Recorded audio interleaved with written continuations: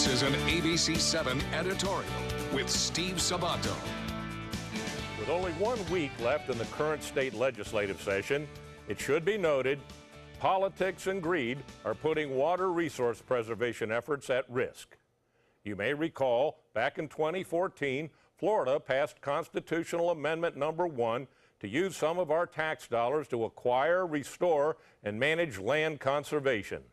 The Land Conservation Trust Fund was thus created, but sadly, it has not been used as intended.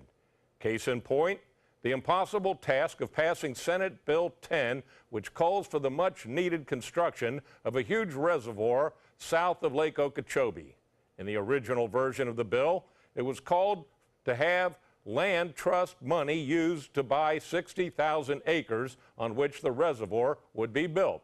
That is precisely what Amendment 1 is intended to do. Unfortunately, the land acquisition language was scrapped because of intense pressure from the powerful agricultural lobbyists, i.e. Big Sugar. At least the Senate did pass something. The State House has done nothing. The reservoir is needed to prevent runoff of devastating algae and phosphate-contaminated water into our rivers. The source of the pollution? You guessed it, sugarcane conglomerates who spend millions lining political campaign coffers.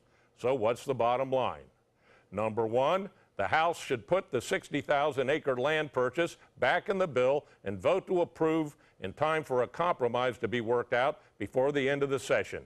Number two, sugarcane and other agricultural businesses who use phosphates that create algae growth should pay for the messes they make, not the taxpayers.